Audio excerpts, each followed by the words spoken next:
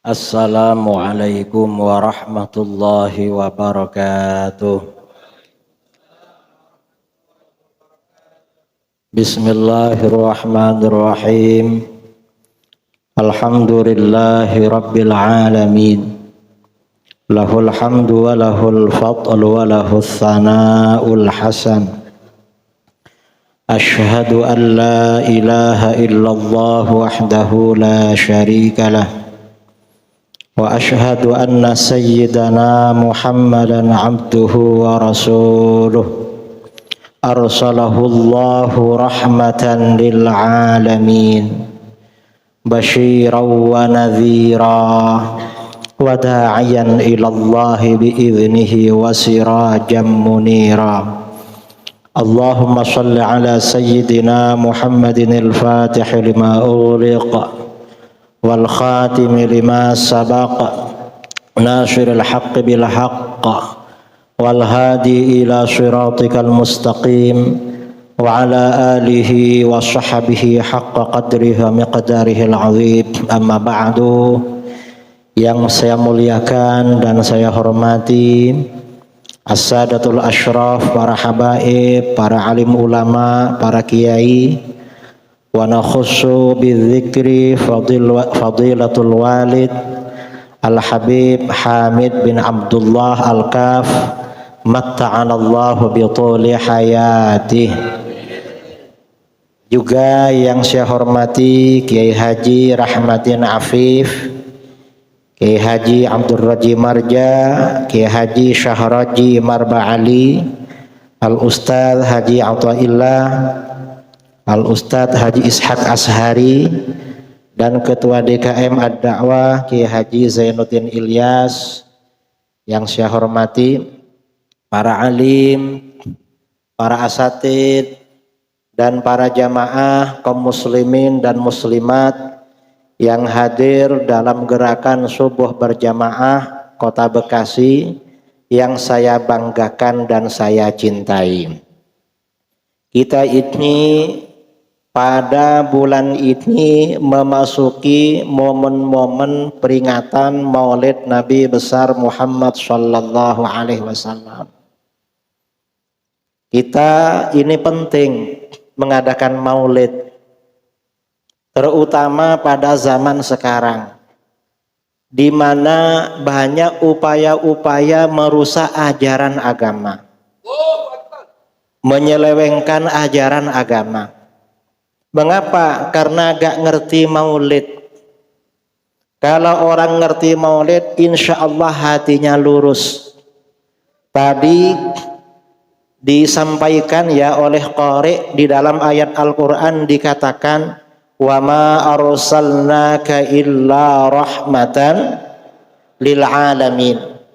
Dan kami tidak mengutusmu Muhammad melainkan sebagai rahmat bagi semesta alam. Rasulullah ini rahmat bagi semesta alam. Nah, dari sini dan ayat-ayat yang lain akhirnya disimpulkan. Apa kesimpulan pertama? Baginda Rasulullah Shallallahu Alaihi Wasallam adalah nabi paling mulia, rasul paling utama, makhluk paling sempurna. Di dalam akidah dikatakan wa afdalul khalqi 'alal itlaqi nabiyuna famil anisyiqaqi. Makhluk Allah yang paling utama secara mutlak adalah nabi kita. Nabi kita ini makhluk paling mulia, makhluk paling utama.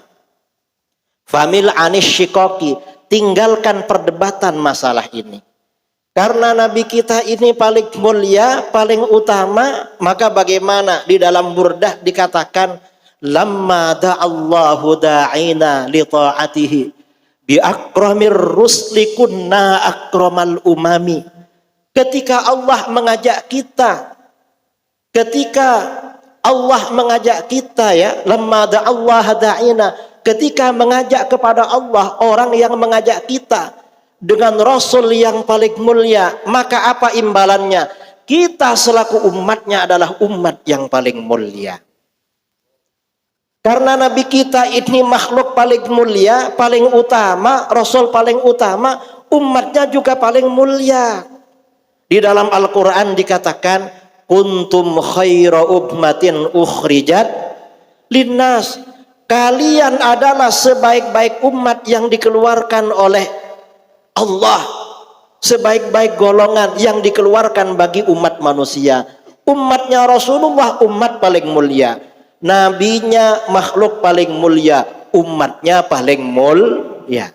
Umatnya paling mulia, nabinya paling mulia, agamanya juga paling sempurna. Kemarin ada orang katanya imam, dia bilangnya apa? Semua agama sama. Gak sama. Para nabi gak sama, umatnya juga gak sama. Ada levelnya. Karena di dalam akidah kita, sunnatullah fi khalqil mawjudat mabniyatun ala tafadul. Sunnahnya Allah dalam menciptakan alam jagat raya didasarkan pada tafadul. Sebagian lebih utama daripada yang lain. Gak ada yang sama. Hatta orang punya anak 5, punya anak 10, semuanya laki-laki atau semuanya perempuan, gak sama. Ada yang lebih cantik, ada yang lebih ganteng, ada yang akhlaknya lebih baik, ada yang lebih alim, gak sama. Ini kok agama disama-samakan. Ini sekarang saudara, dan yang ngomong katanya imam, mungkin imam kecil itu. Karena kalau imam besar gak mungkin begitu. Jadi gak sama. Syariatnya gak sama, umatnya gak sama. Karena nabinya juga gak sama. Nabi kita ini makhluk paling mulia, umatnya juga paling mulia. Rasulullah SAW diutus sebagai rahmatan lil alamin. Apa yang dimaksud rahmatan lil alamin? Rahmat. Rasulullah ini memang membawa rahmat, sumber rahmat. Kata Ibnu Abbas radhiyallahu anhuma, diriwayatkan di dalam kitab-kitab tafsir ya, man amana bihi tammat lahur rahmah fid dunya wal akhirah. Orang yang beriman kepada Nabi SAW, maka rahmat Allah sempurna kepadanya di dunia dan akhirat. Amin Allahumma. Mudah-mudahan Allah benar-benar menyempurnakan rahmatnya pada kita dunia akhirat. Dengan jah, dengan wasilah, dengan syafaat baginda Rasulullah SAW. Amin Allahumma. Dan ini karena Rasulullah ini rahmatnya bagi semesta alam. Yang dapat rahmat bukan cuma kita. Siapa? Orang kafir dapat juga. Wa man lam yu'min bihi, kata Ibnu Abbas, orang yang tidak beriman kepada Nabi, ufiya mimma kana yusibul umam, maka dilindungi oleh Allah dari apa-apa yang menimpa umat-umat sebelumnya. Fi ajilid dunya, di dunia ini, minal azab, dari azab. Azab apa? Kal khasfi, seperti dibenamkan ke dalam bumi. Gak ada misalnya karena kafir lalu oleh Allah semuanya dimusnahkan, gak ada. Diselamatkan memang. Beda dengan umat-umat terdahulu. Atau wal maskhi, dirubah rupa. Orang Bani Israel karena melanggar perintah nabinya, lalu bagaimana?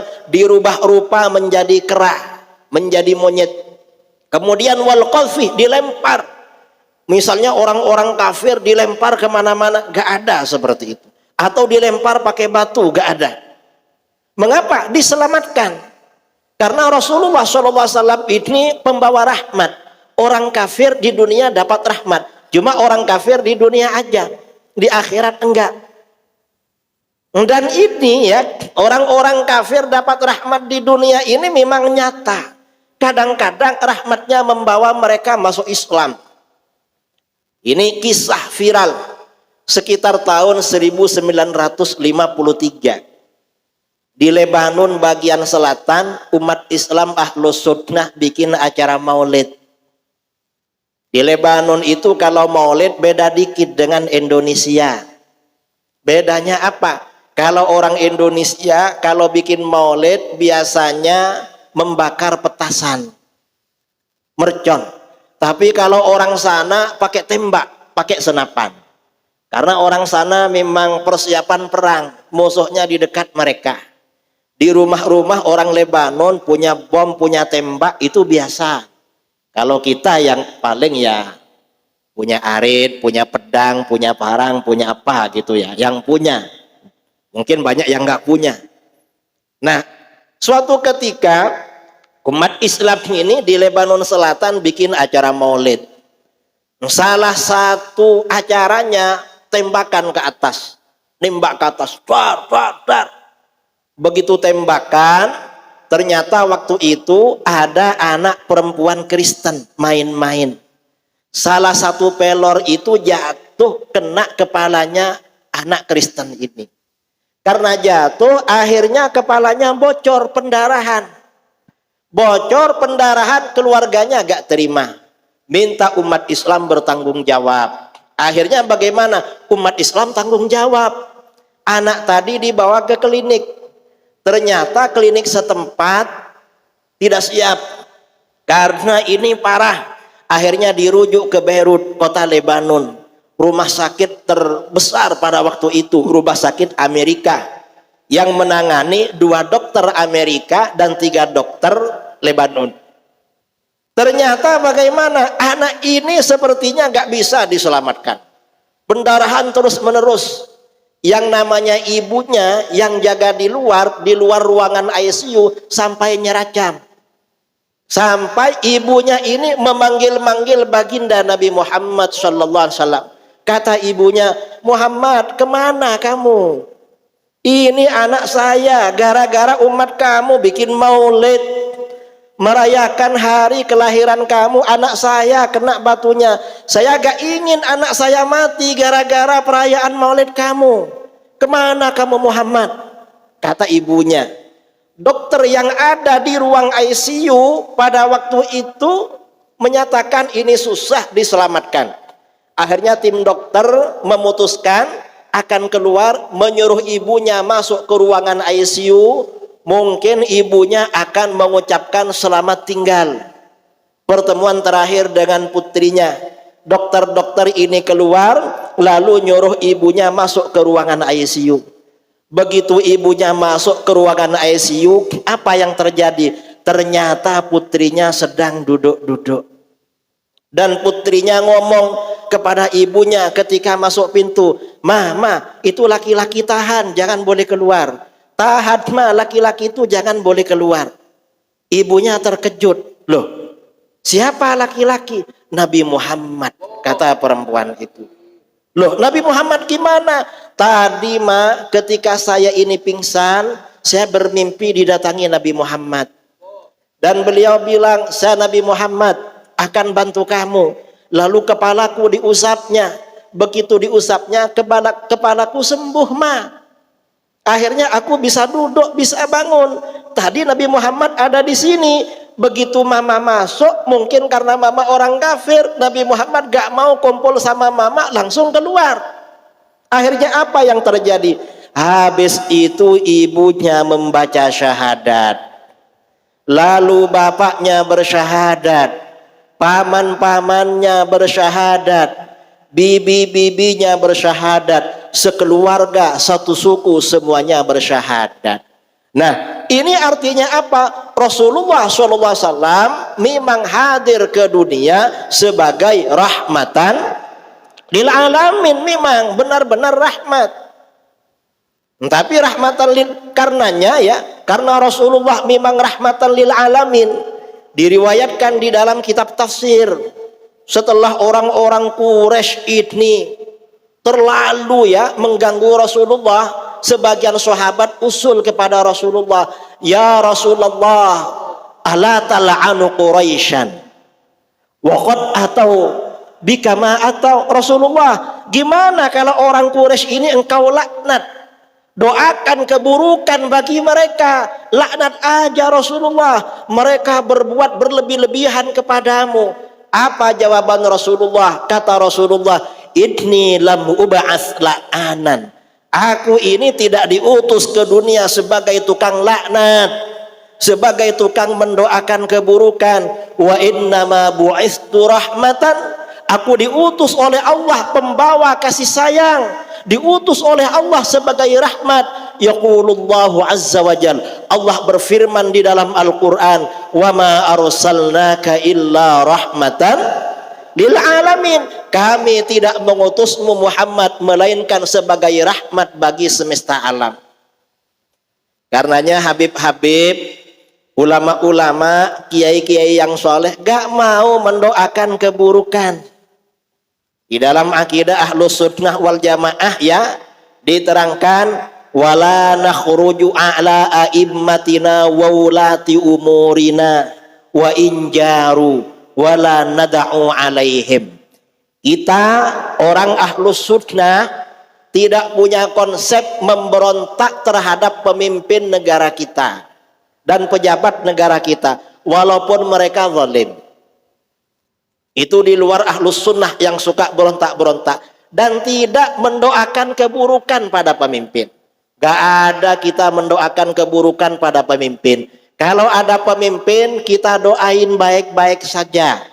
Mudah-mudahan pemimpin yang sedang menjabat oleh Allah diberikan kelembutan hati, diberikan husnul khotimah dalam kepemimpinannya, tidak dihancurkan oleh Allah. Mengapa? Kalau pemimpin kita hancur, kita ini rakyatnya kena juga itu.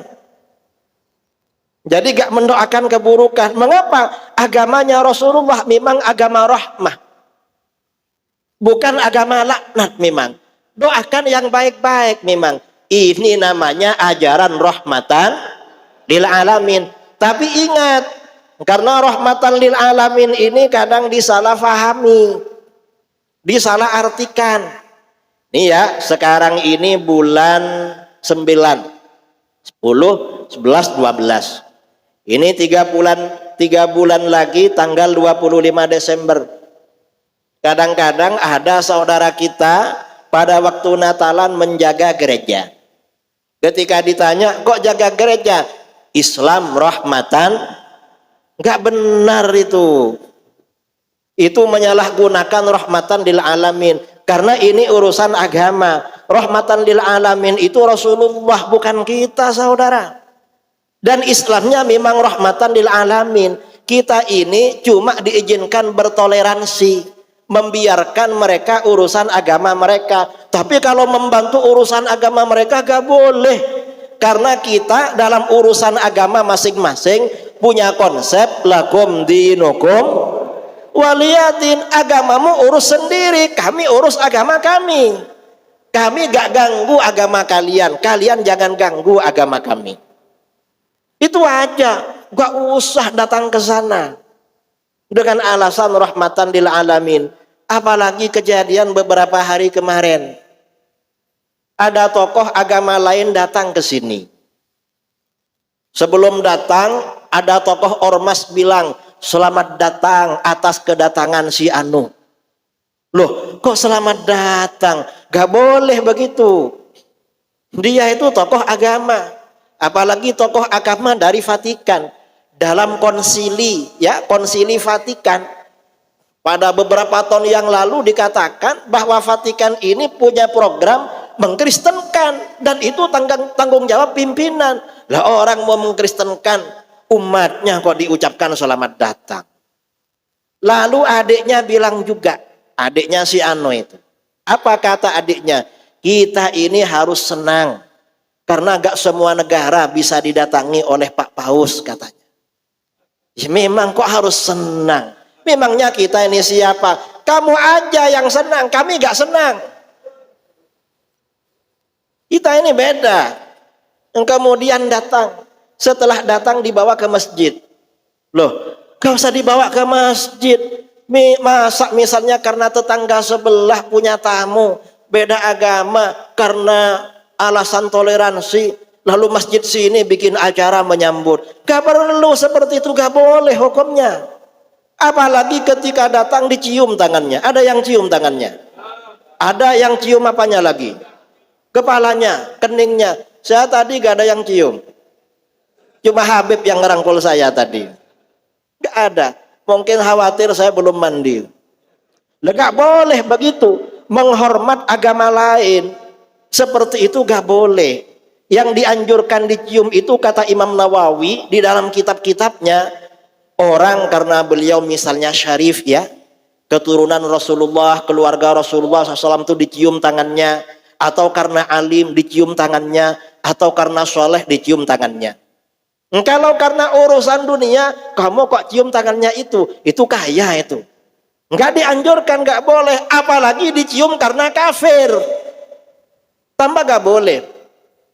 Bahkan kalau mencium tangannya pendeta, tangannya paus, karena meyakini akan dapat barokah atau berharap dapat barokah, ini murtad saudara.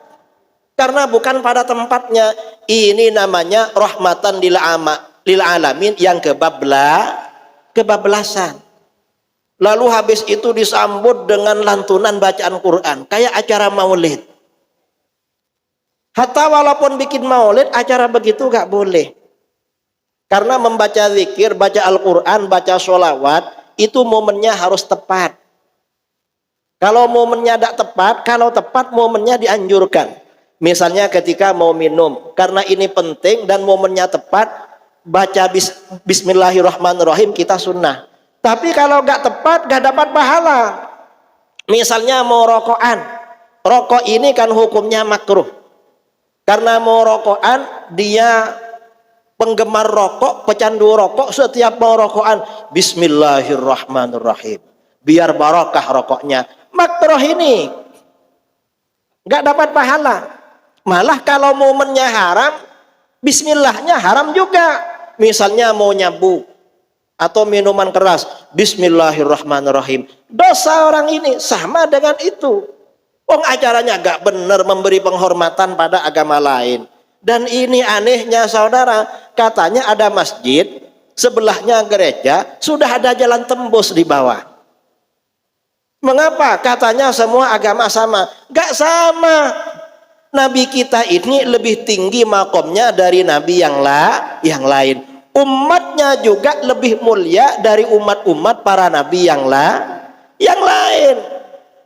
Ini namanya akidah ahlus sunnah wal jamaah.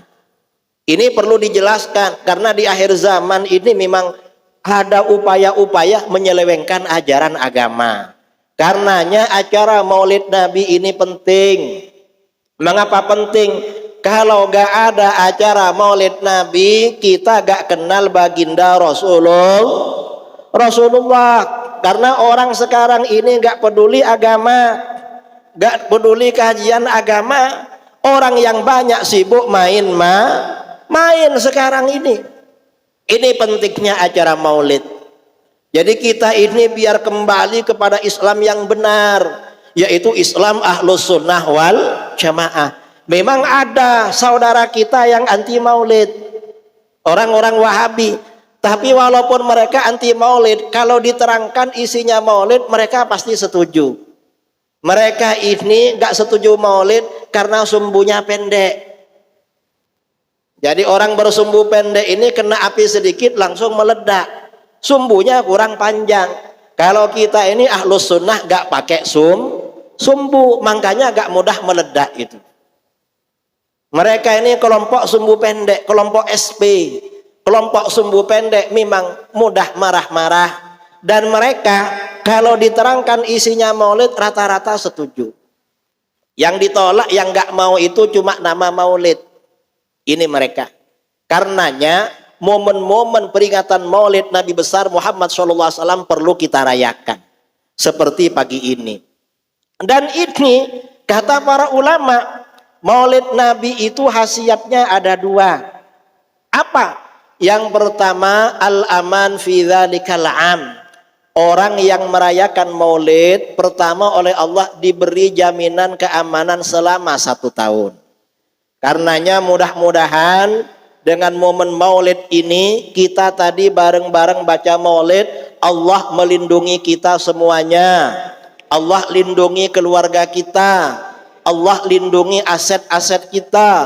Allah lindungi orang-orang yang kita sayangi. Allah lindungi bangsa kita. Amin Allahumma amin. Mengapa maulid Nabi ini dapat mendatangkan rasa aman? Karena itu tadi Rasulullah itu rahmatan lil alamin. Rasulullah ini belum lahir. Ingat, Rasulullah lahir pada tahun namanya tahun apa? Tahun gajah. Mengapa disebut tahun gajah? 50 hari menjelang Rasulullah lahir, ada tentara Kristen dari Yaman dipimpin oleh Raja Abraha membawa pasukan bergajah untuk menghancurkan Ka'bah. Mengapa Abraha mau menghancurkan Ka'bah?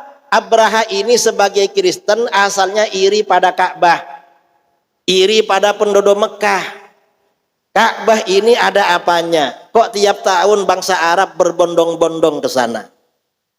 Akhirnya apa? Kata Abraha, nanti hajinya orang Arab mau dipindah ke Yaman.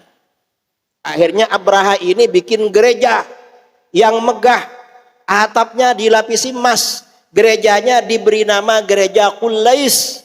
Setelah gereja ini jadi, Abraha kirim surat ke orang-orang Arab agar hajinya pindah ke Yaman. Ternyata orang Arab gak ada yang mau. Gak ada yang mau. Sudah gak ada yang mau. Lalu ada penduduk Mekah, laki-laki dari Mekah pergi ke Yaman. Malam-malam ketika orang-orang terlelap tidur, nyenyak tidur, laki-laki ini masuk ke gereja Qulais. Sampai di dalam gereja dia buang kotoran. Setelah itu dia pulang. Besoknya gempar.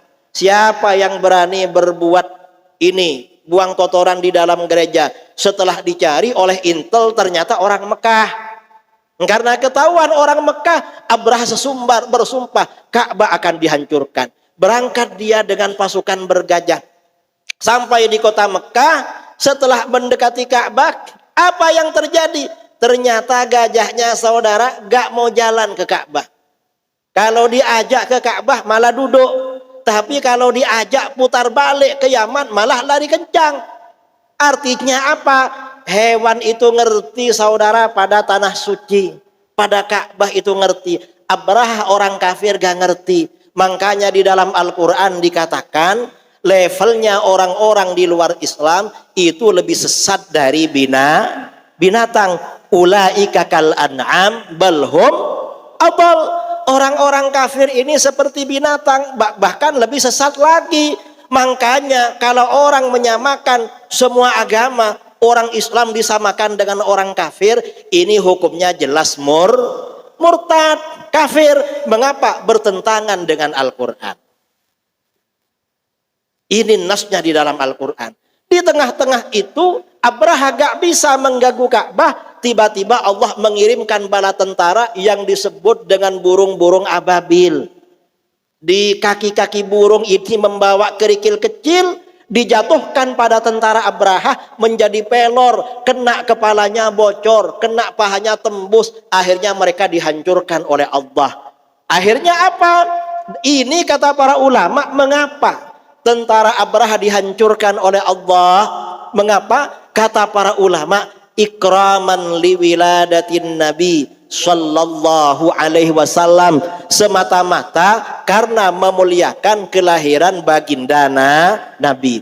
Maka kata para ulama, orang yang memuliakan, merayakan kelahiran baginda Nabi, insya Allah dapat jaminan keamanan. Amin, Allahumma amin. Khasiat yang kedua apa? Kata para ulama, wa busyra ajilah linailil hawaiji wal maram. Peringatan Maulid Nabi ini pertanda kabar gembira, sebentar lagi hajat-hajat dan impian kita dikabulkan oleh Allah. Amin, Allahumma amin. Nah, mengapa? Karena sekarang ini memang musim pertanyaan dalil, pertanyaan alasan. Apa saja sekarang ditanya dalilnya, ditanya alasannya, sampai hal-hal yang sudah selesai dipersoalkan sekarang. Ya gak apa-apa, kalau mereka minta dalil kita keluarkan. Karena perintah Al-Quran, ud'u ila sabili rabbika bil hikmah. Ajaklah ke jalan Tuhanmu dengan hikmah. Hikmah ini kata para ulama, al-hujjah wal burhan, argumen dan dalil. Kalau nanya, mengapa orang yang merayakan Maulid itu mempercepat terkabulnya hajat? Rasulullah itu memang sejak lahir selalu memudahkan hajatnya orang. Beda dengan kelahirannya kita. Coba baca ya Sirah Nabawiyah. Misalnya Khulasah Nurul Yakin atau Nurul Yakin, atau yang lebih besar lagi Sirah Nabawiyah Ibnu Hisham atau lain-lain. Gimana orang-orang yang bersama Rasulullah sejak kecil mendapat rahmat Allah. Rasulullah itu ketika masih kecil ya, sudah pulang dari rumahnya Siti Halimah, kemudian kakeknya Abdul Muttalib meninggal, berkumpul dengan pamannya Abu Talib. Anak-anaknya Abu Talib, karena Abu Talib ini memang ekonominya tidak kaya, lemah. Kalau anak-anaknya makan ini bersama Rasulullah cepat kenyang. Tapi kalau makannya gak bareng Rasulullah, lama kenyangnya. Mengapa lama? Ya karena makanannya sedikit. Artinya apa? Kehadiran Rasulullah itu bukan justru menjadi beban saudara, tetapi kehadiran Rasulullah justru mendatangkan barokah, mendatangkan rahmat. Dan ini masa kecil Rasulullah banyak dikisahkan oleh Ibunda Halimah As-Sa'diyah. Ibu Halimah As-Sa'diyah sebelum mengambil bayi baginda Rasulullah, ketika di Mekah mencari-cari bayi yang akan disusui, anaknya sendiri kalau malam nangis terus, gak bisa tidur. Mengapa? Karena kurang nyusu, kelaparan. Mengapa kurang nyusu? Susu Ibu Halimah tidak deras, tidak lebat, karena beliau kurang asupan, karena beliau kurang makan. Tapi begitu mengambil bayi Rasulullah, apa yang terjadi? Susunya sendiri menjadi deras, menjadi lebat. Anaknya sendiri nyusu dengan kenyang, malam itu bisa nyenyak tidur. Artinya apa? Rasulullah ini memang hadir ke dunia membawa rahmat. Rasulullah ketika menjelang lahir mendatangkan rahmat. Setelah lahir membawa rahmat. Ketika masih kecil membawa rahmat. Ibu Halimah As-Sa'diyah mengambil Rasulullah, ditaruh pada susu yang sebelah kanan, yang sebelah kiri untuk anaknya sendiri. Maka setelah itu apabila Ibu Halimah ngasih susu yang sebelah kiri, Rasulullah gak pernah mau. Mengapa? Rasulullah sejak masih kecil tahu pada haknya sendiri dan ngerti haknya orang lain. Beda saudara dengan anak kita. Makanya orang sekarang apalagi sudah tua suka nyerobot haknya orang lain, nyerobot peraturan, berarti pikirannya anak. Ya mungkin kita itu yang punya pikiran anak-anak. Itu sejak kecil Rasulullah memang beda. Keluarganya Ibu Halimah ini sejahtera setelah mengambil baginda Rasulullah SAW. Memang Rasulullah benar-benar rahmatan lil alamin. Karenanya orang yang merayakan maulid, insya Allah hajatnya segera dikabulkan oleh Allah. Impiannya segera dikabulkan oleh Allah. Amin Allahumma. Dalam momen maulid ini hadirkan di dalam hati kita. Mudah-mudahan yang punya hajat terkabul, yang punya hutang cepat lunas, yang belum punya menantu segera dapat menantu yang soleh, dapat istri yang solehah, yang sakit diangkat penyakitnya, dan mudah-mudahan hajat bangsa kita terkabul. Amin Allahumma amin. Mengapa ini momen maulid? Maulid ini adalah momen bulan turunnya rahmat Allah. Ini maulid Nabi. Jadi memang penting ya maulid Nabi ini terus kita rayakan. Dan ini sebenarnya khasais, keistimewaan baginda Nabi ini banyak sekali. Kalau diterangkan, saya tadi baru menerangkan keistimewaan baginda Nabi sebagai rahmatan lil alamin. Ini hampir setengah jam dan kita memang gak pakai lama-lama karena setelah ini sesi tanya jawab. Jadi selanjutnya saya serahkan mic, saya serahkan kepada MC dalam waktu 10 atau 15 menit. Mungkin saudara-saudara ada yang mau ditanyakan. Kalau saya bisa insya Allah saya jawab, kalau enggak nanti saya tanya Habib Hamid. Ya, baik para jamaah sekalian, kita ada sesi tanya jawab. kurang lebih 10 hingga 15 menit. Bagi yang bertanya kita akan berikan souvenir. Pertama dari Bos Haji Awing.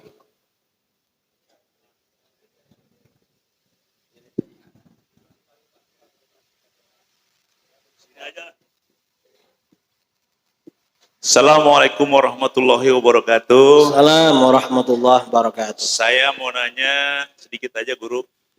Jadi kalau persoalan tadi ada lorong dari Istiqlal ke katedral itu, sepengetahuan saya itu di katedral itu kalau lagi ada acara besar memang bisa menimbulkan kemacetan. Kemudian mungkin menurut saya orang Islam begitu baik sehingga bolehlah waktu itu mereka parkir di Istiqlal. Kemudian kan kalau jalan di atas kan makanya ada lorong di bawah gitu. Jadi apakah salahnya di mana kira-kira guru? Menurut saya sih itu betapa kita sebagai orang Islam, selain itu memang saya lihat sebuah bentuk toleransi yang baik. Mudah-mudahan mungkin orang-orang yang di gereja nanti karena sering ke Istiqlal pada masuk Islam, guru. Terima kasih. Assalamualaikum warahmatullahi wabarakatuh. Ya, selanjutnya dari sebelah sana saja Meswar. Nama dan alamat. Assalamualaikum warahmatullahi wabarakatuh. Saya Indra Jamswar dari Majelis Taklim Al-Burok Cikeas Nagrak. Izin bertanya kepada Kiai dan salam hormat buat para guru-guru dan para habaib yang ada di depan. Yang ingin saya tanyakan begini, Guru. Indonesia ini terkenal umat Islamnya paling banyak di Indonesia dan di seluruh dunia. Dan kita mengakui semua bahwa Rasulullah itu adalah suri tauladan buat kita semua. Tapi mengapa di akhir zaman ini ada segolongan kelompok yang mengaku paling Islam tapi membenci turunan dari baginda Rasulullah SAW? Apakah mereka tidak mengenal syafaat baginda Rasulullah kelak yang akan memberi kelak syafaat di yaumil akhir? Mungkin pertanyaan dari saya itu aja. Assalamualaikum warahmatullahi wabarakatuh. Waalaikumsalam. Satu lagi. Beberapa waktu lalu kita manggil Gus Wafi di FS3G Guru.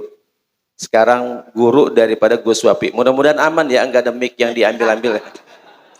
Ada satu pertanyaan lagi, silakan. Yang mau bertanya, ya silakan. Depan.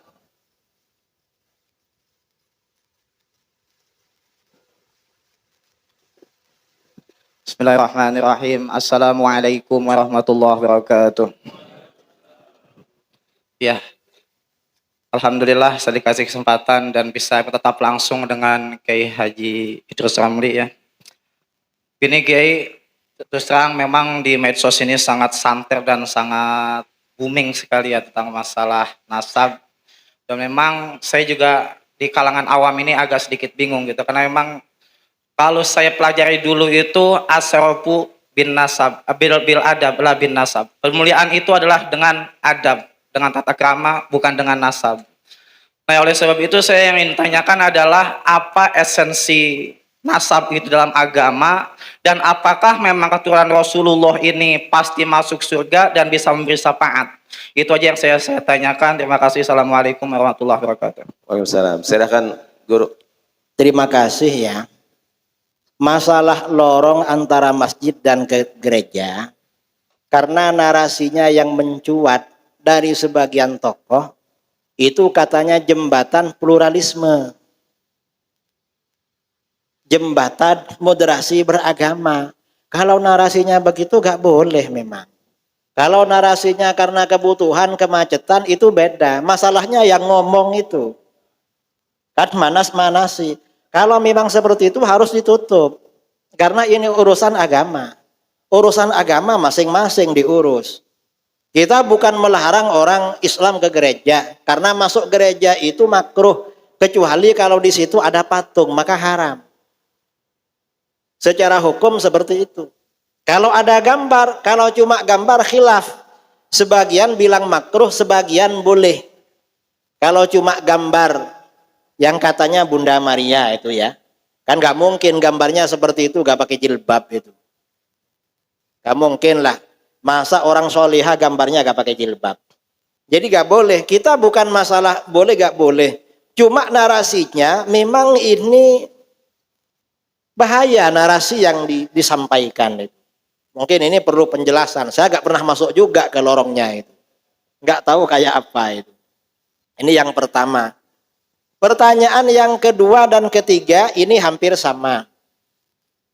Sekarang ini ada kelompok-kelompok yang anti para habaib. Alasannya macam-macam. Ini sebenarnya bagaimana? Ini sebenarnya bagian dari agenda lama. Dan ini berjalan secara sistematis. Dan ini memang cocok dengan hadis sahih riwayat Imam Ahmad, Imam Ibnu Hibban, Al-Hakim dalam Al-Mustadrak, hadis sahih dari Abu Hurairah radhiyallahu an. Rasulullah sallallahu alaihi wasallam bersabda, "La tunqadanna ural Islam urwatan urwatan."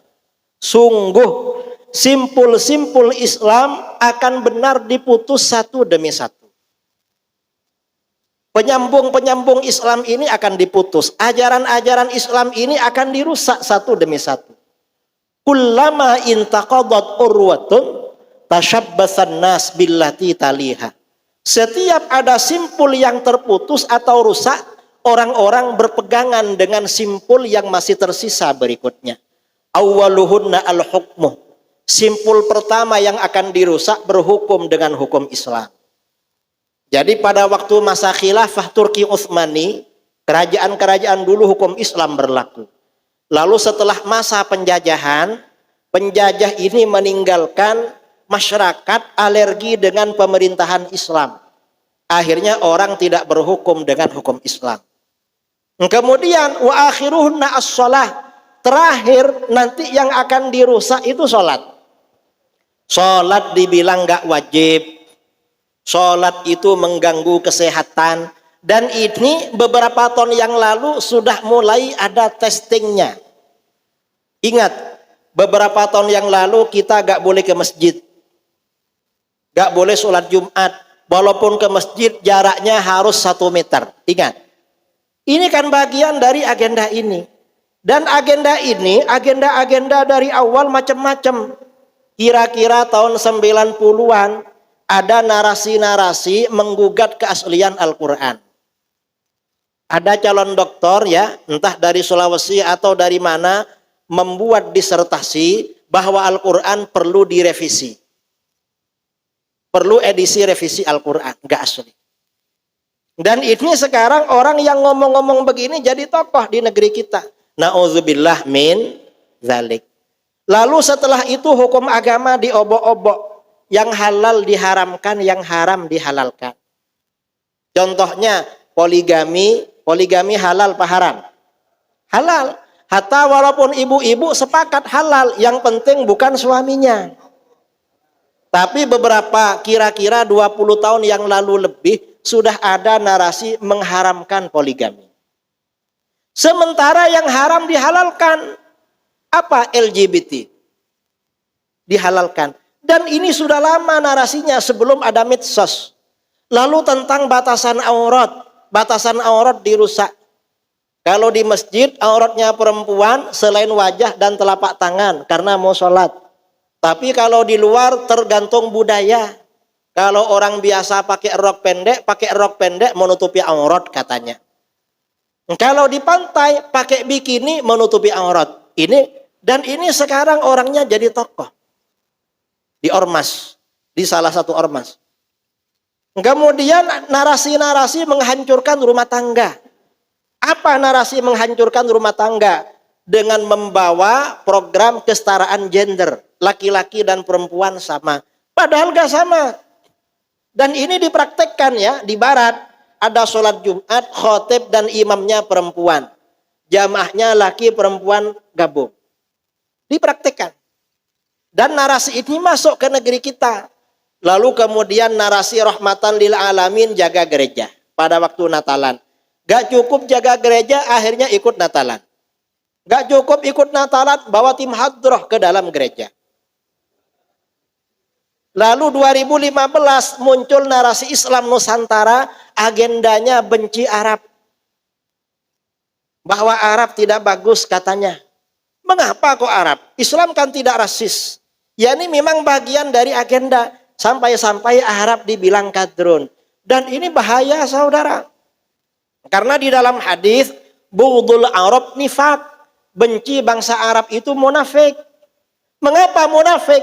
Karena nanti sasaran tembaknya adalah baginda Rasulullah itu dari Arab. Kelompok ini bikin buku. Rasulullah bukan Arab katanya. Tapi dari mana? Dari Babilonia di Irak. Karena Nabi Ismail dari Babylon. Sedangkan istrinya Siti Hajar itu dari Mesir. Berarti bukan Arab. Loh, bukan Arab gimana? Wong di dalam Al-Quran sudah dijelaskan itu. Kalau Rasulullah itu memang Arab, tumbuh di bangsa Arab, kitab sucinya juga berbahasa Arab, dijelaskan. Ini gak ngerti kalau Arab itu ada Arab Aribah, Arab klasik yang memang Arab awal, lalu kemudian ada Arab Musta'ribah. Sebenarnya asalnya bukan Arab, cuma tinggal di Arab, yaitu Nabi Ismail, lalu menikah dengan orang Arab, kemudian anak cucunya memang Arab, memang. Sudah dibilang Arab, gak percaya Arab. Akhirnya apa? Lama-lama narasi terakhir. Gak cukup benci Arab, kelompok ini punya agenda lagi, benci para habaib. Ini bagian dari agenda itu. Dan mungkin nanti ada agenda lagi yang akan dirusak. Kita siap-siap aja. Makanya acara subuhan berjamaah, kajian acara maulid, akidah Ahlus Sunnah wal Jamaah ini penting saudara. Nanti ada agenda apa lagi kita gak tahu. Dan kemarin sepertinya habaib belum selesai, kiai-kiai mulai ditembak. Kiai yang kalau Habib katanya suka dawir, kiai-kiai banyak gak terima. Habib dibilang minta-minta. Mengapa? Wong kiai biasa juga minta-minta. Kalau bangun madrasah, bangun pondok, ya mintalah sama muridnya. Wong gak kerja. Kalau kerja kapan mau ngajar? Ini macam-macam memang. Dan nanti apalagi? Ini memang bahaya. Ini bagian dari agenda. Dan ini sponsornya dari Barat memang. Ini bagian dari fitnah akhir zaman. Kita gak perlu ikut-ikut itu. Kita jaga anak kita, jaga keluarga kita. Islam yang baik, Islam Ahlus Sunnah wal. Cintai Allah, cintai Rasulullah, cintai para sahabat, cintai keluarga Nabi, cintai para ulama. Dan cintai sesama umat Islam. Karena ini bagian ajaran di dalam Islam memang. Sekarang ini ya memang dirusak satu demi satu ajaran Islam. Dan mereka memang sistematis. Ada yang nulis buku, ada penyandang dana, dan macam-macam. Dan sekarang ini mereka kayaknya bikin laskar itu. Katanya Laskar Wali Songo. Loh, kok bikin laskar? Wali Songo itu dakwahnya tidak pakai laskar dulu. Wali Songo ini dakwahnya sopan santun, akhlakul karimah, lemah lembut. Ini kalau ngamuk-ngamuk namanya songong. Wali Songo bukan Wali Songong. Jangan disamakan. Ini sekarang ini. Kita hanya mengingatkan aja lah. Mengingatkan ya. Jangan terpengaruh. Kemudian masalah nasab. Apa urgensinya nasab yang baik? Ya penting lah. Karena orang itu kalau nasabnya baik, barokahnya menular ke anak cucu. Makanya kita ini kalau bukan keturunan Nabi, bukan keturunan soleh, kita yang soleh. Mengapa? Biar anak-anak kita nanti menjadi keturunan orang soleh. Itu nasab namanya. Jadi memang penting. Karena nasab yang soleh ini barokahnya kepada anak cucu. Dan itu dibenarkan, diakui di dalam ajaran agama. Saya kira itu 3 penanya tadi. 3 pertanyaan tadi insya Allah berhak dapat hadiah dari buku karangan saya. Dan mudah-mudahan dibaca. Gak dibaca gak apa-apa, suruh baca sama orang lain. Saya kira ini ya. Karena waktu sudah habis, memang waktunya jam 6.30 menit. Ini ada waktu 30 menit dari saya, 3 menit ya. 2 menit kurang lebihnya. Mohon maaf yang sebesar-besarnya. Wal afu minkum. Assalamualaikum warahmatullahi wabarakatuh.